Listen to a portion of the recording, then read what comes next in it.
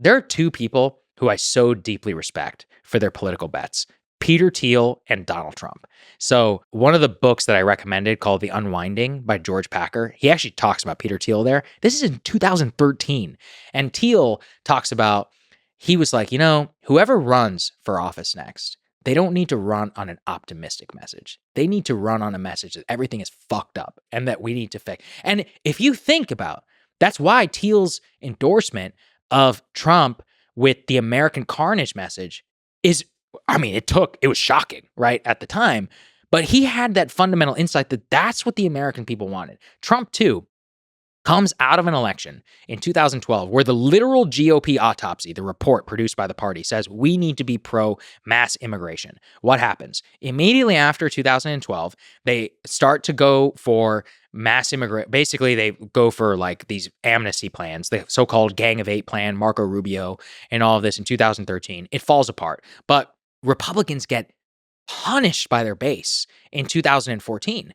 So Eric Cantor, who was the House Majority Leader, the number 2 Republican, spent more on stake in his campaign than his primary opponent who successfully defeated him, a guy named Dave Bratt. Dave Bratt kicked his ass on the issue of immigration and said that Eric Cantor is pro-amnesty. All of the forces were there. And then in 2015, Trump comes down the escalator and he gives the message on immigration that the GOP base has been roaring and wanting to hear now, but that nobody wanted to listen to them. And that was his fundamental insight. That bet was a colossal and a titanic political bet at a time when all political ideology and thought process would have said that you should come out on the other side, which is where Marco Rubio and Ted Cruz and all these other guys were effectively there, in varying different ways, like they were hawkish or whatever. But Trump was just had such a monopoly on that as an idea. That's why he wins the 2016 primary. And then paired with immigration, a hardline position on immigration, is this American carnage idea that actually everything is wrong. The American dream has gone. We will stop this American carnage.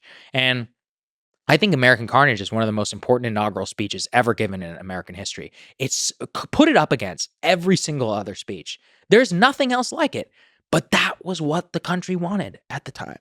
And that's what great politicians are able to do, is they're able to suss something out. That's also why Peter Thiel is who he is, because he saw that in 2000. Imagine, what it takes to come out of the 2012 election to be honestly totally contrarian to the entire national mood and this entire theory of Obama-esque star politics and say, no, you need somebody who runs on the opposite of that.